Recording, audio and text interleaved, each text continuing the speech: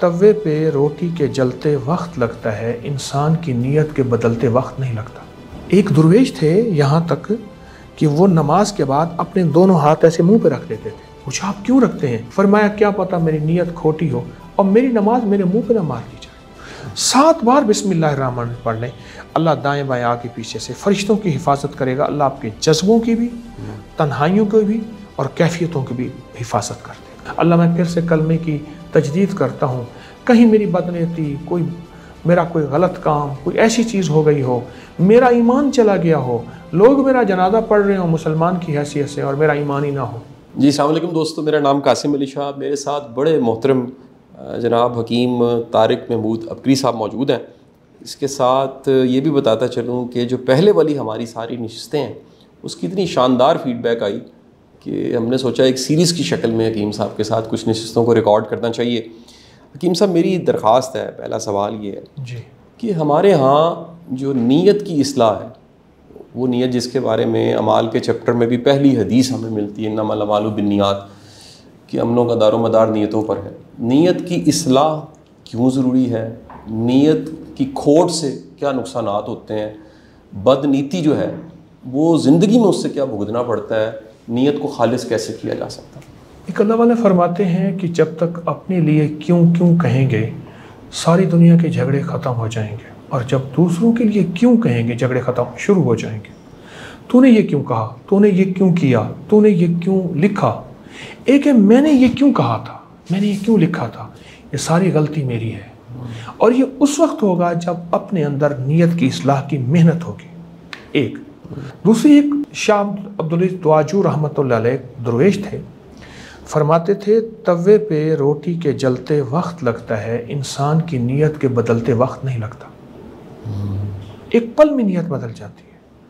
इसलिए फरमाया कि अमल से पहले अपनी नीयत को टटोलो, अमल के दरमियान अपनी नीयत को टटोलो, और अमल के बाद अपनी नीयत को टटोलो, और फिर भी कहो कि मौला हक अदा नहीं हुआ। अल्लाह अल्लाह के हबीब सल्लल्लाहु अलैहि वसल्लम फरमाते मैं इस्तिग़फ़ार करता हूँ। नबी मासूम है, नियतों के खोट से पाक है, वो असल में उम्मत के लिए बताया है। और फरमाया बेहतरीन इस्तिग़फ़ार किताबों में लिखा है, कौन सा है?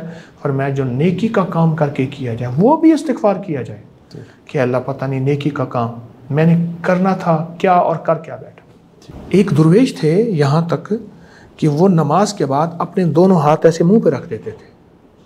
पूछा आप क्यों रखते हैं? फरमाया क्या पता मेरी नीयत खोटी हो और मेरी नमाज मेरे मुंह पे ना मार दी जाए।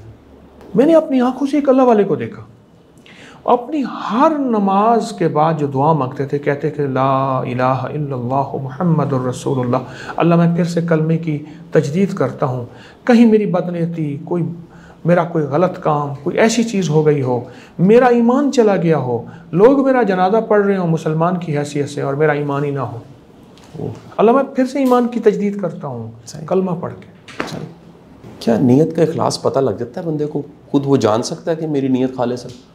अल्लाह पाक ने इंसान के अंदर इदराक तो दिया है, एहसास तो दिया है, और इंसान को एहसास तो हो जाता है, जिसे हम सेंसेस कहते हैं, इंसान को एहसास तो होता है।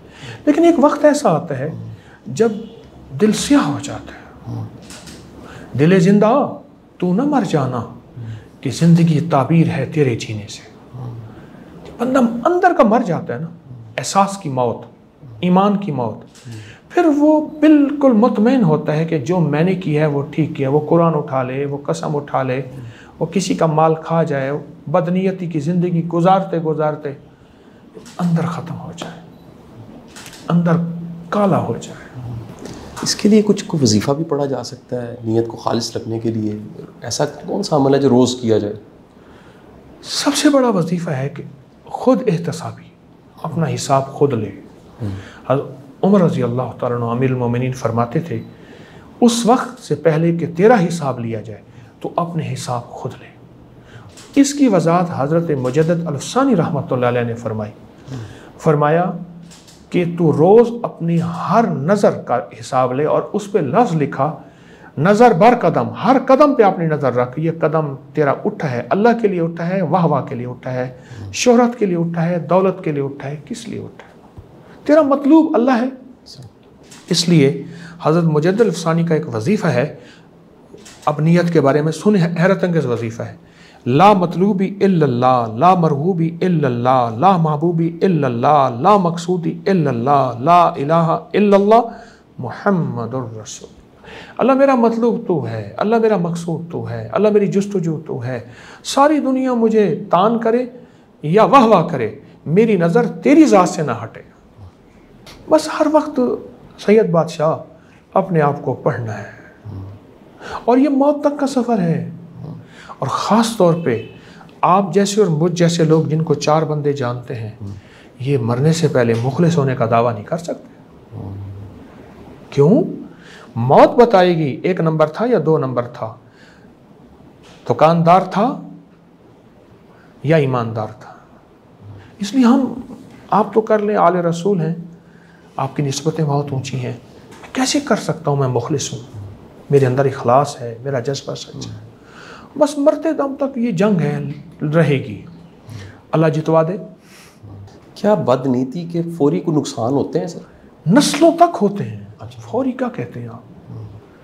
मैं एक वाक़या सुनाता हूँ, मेरे पास तो आते ही दुखी लोग हैं, गमज़दा। एक साहब मुझसे कहने लगे कि मैंने आपके दुरूस, बयानात, लेक्चर सुने, मुझे एहसास हुआ कि मेरे वालिद को और मेरे दादा को बदनीयती खा गई। मैं कि कैसे? कहने लगा मेरे परदादा की बहुत ज़्यादा ज़मीन जायदाद प्रॉपर्टी थी। मेरे परदादा ने 3 बेटे थे। जो बड़ा बेटा था उसकी नीयत सबसे अच्छी जायदाद पे थी पहले दिन से, ये मैं ले लूँ, बाकियों को जो कम दर्जे की है या फ्रंट नहीं बैक पे है वगैरह वगैरह दे दूँ। कह रहा वो जायदाद ले ली। बस वहाँ से उस नीयत के खोट की वजह से हमारी ज़िंदगी में फ़क्र, फाका, गुर्बत, तंगदस्तियाँ, मुकद्दमात, हत्ता के खून रेज़ी आई, वो बुनियाद बनी। और ये नस्लों तक चलती, नीयतों का खोट तो नस्लों तक चलता है। सही। अगर हकीम साहब अपनी माज़ी की ज़िंदगी कोई शख्स देखे और उसको एहसास हो कि कई जगह उसकी नीयत में खोट था, उसे क्या करना चाहिए?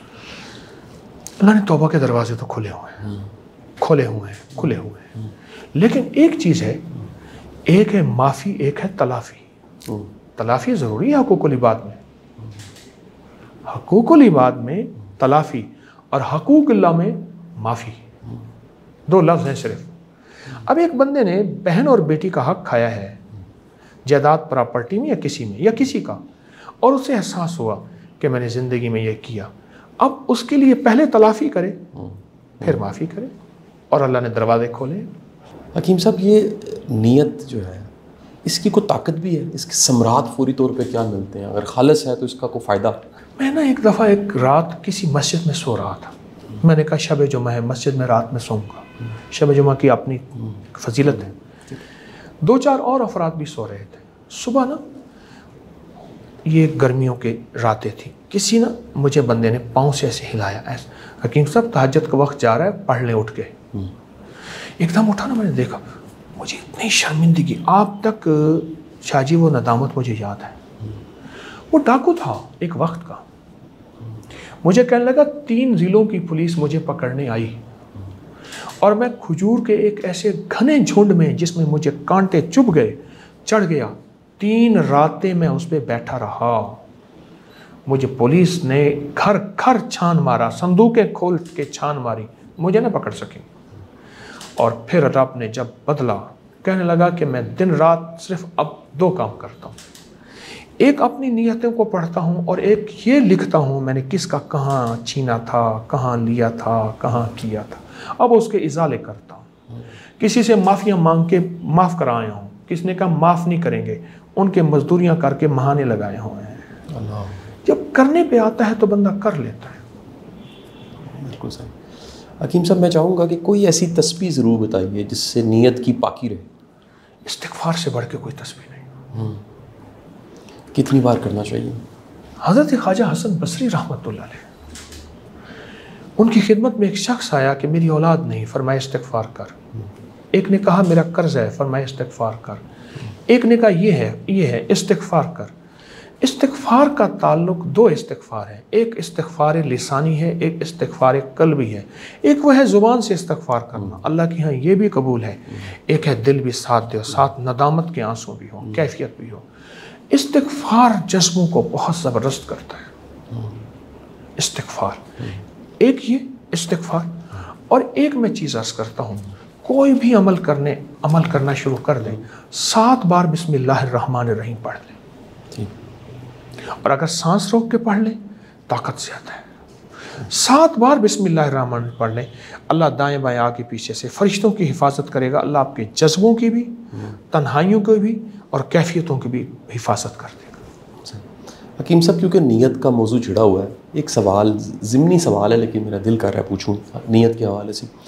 हमारे माशरे में जजमेंटल लोग, ऐसे लोग जो कहीं ये गुमान रखते हैं कि हमें तो नीयत का भी पता है किसी की, हालांकि नीयतों को अल्लाह जानता है, ये मिजाज क्यों बढ़ रहा है? इतना ज़्यादा लोग जजमेंटल क्यों हैं? शाह जी, अल्लाह ने ना असल में हमें जन्नत से यहाँ भेजा है, और हमारे मिजाज हैं जन्नती, खाने में, पीने में, बड़े महल्लात बनाने में, चीज़ों में। और फिर जन्नती को अल्लाह बहुत कुछ देगा, सेंसेस, शऊर, एहसास।